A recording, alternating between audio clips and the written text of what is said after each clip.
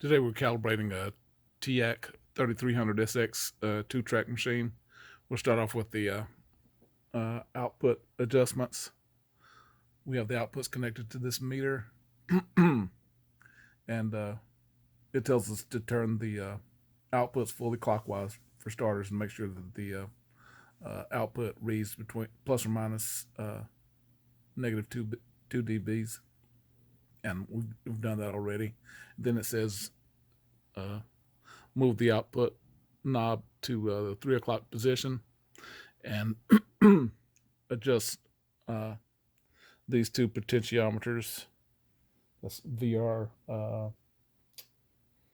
Let's see, VR 201 and 203.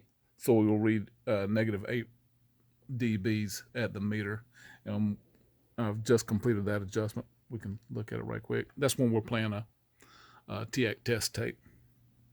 And if we look at the meter, it should deflect down from the red line from the 0 to the negative 8. And I've already done both channels. That's the left channel that we're doing now. The next step is to calibrate the, let's see, calibrate.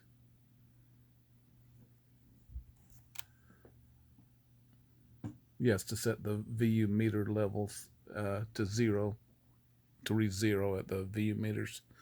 And we'll just do that right quick. I'll rewind the tape a little bit. And that's done at VR 202 for the left channel and VR 204 for the right. So we'll press play and we'll inch this guy up to 0 dB. The other way. It's really sensitive.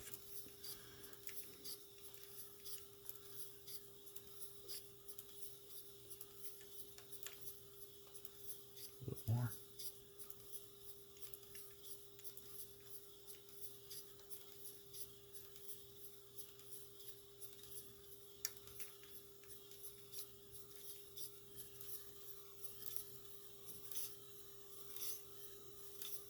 Okay.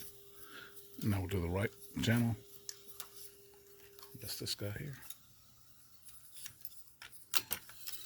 Rewind the tape a little bit.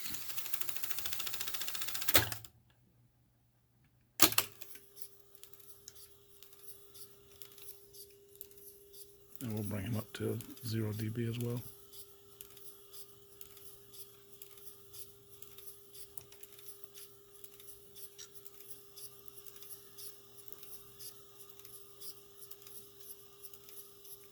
Okay. Next, we're going to do the monitor level setting adjustment. We have a 400 hertz signal coming in from the unit, from the oscillator at -18 dB, and we've got our input line knobs turned fully clockwise. And when we do that, we should read a -8 dB signal at the meter. Right now we're at about -6. We need to crank up VR 301 and 304 so we can achieve that -8 dB signal at the output. And these are the two adjustment points right here. This is the left channel. And we'll bring them up just a little bit.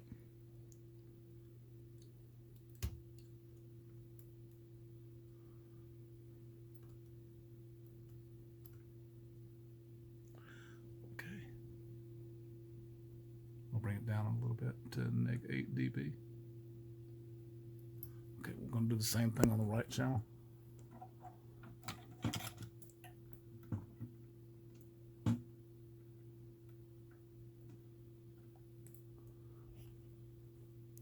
Okay, it's at about -6 as well. So we'll bring them up we'll bring it down just a little bit.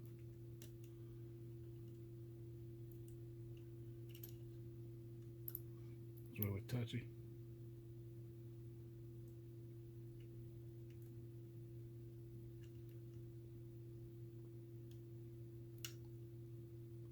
Wrong way.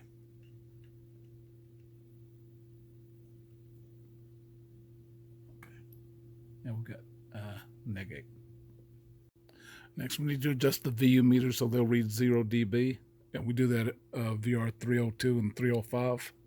They're right beside 301 and 304 that we did earlier. We'll start off with the left channel. And he needs to come up just a little bit.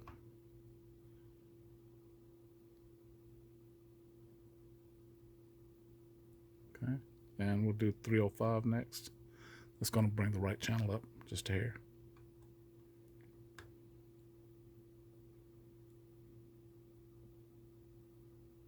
Okay, now we have the line output and line inputs calibrated, and we'll be able to do the rest of our testing now. For the bias adjustment, it takes 2 tapes to do that. One is for the high bias tapes, and the other one for the normal bias tapes. The procedure tells us to start off with the high bias tape and set the oscillator for 7 kilohertz at -18 dB. I've already done that, and I've done the adjustments, and I'll go through them right quick. But the end result is you want to get out of you want the output of the machine to be equal to the input of the machine when you have your output levels and your input levels calibrated, and your bias is set, and your core levels are set to where they should be. So we can take a quick look at that. Right now we're recording that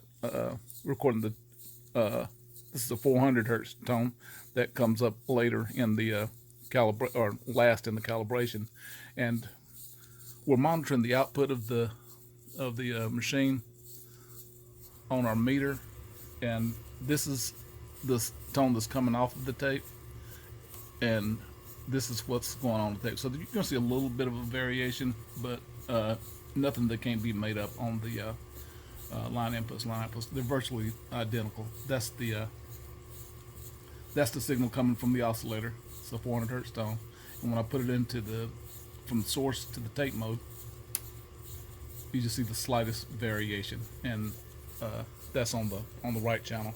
The left channel is the same. I can go over quickly how to do the bias adjustments. When you have your high bias tape on, this is a Scotch. I'm using a 203. You want to have your EQ and bias settings set to high, and then you'll come to this board and you'll adjust these 2 pots right here. This is the left channel, this is the right channel. You'll turn them all the way counterclockwise, and then as you're watching your meter, you're going to monitor the output of your recording, and when that meter reaches its peak, as you're turning this potentiometer clockwise, you're going to keep turning it clockwise until that meter starts to trail back down to a more negative signal. So like if it peaks out at -6 dB, you want to keep turning that potentiometer clockwise until it gets down to -8 dB. And according to the manual, these tapes need to be biased, over biased by 2 dBs, and that's how we come up with that number. But ultimately, what you want to see is the same level of input that you have coming into the machine. You want to see that going out, and that's where we are right now. Again, this is the output of the tape, and this is the input. You may see a slight variation, but again, this is right on point.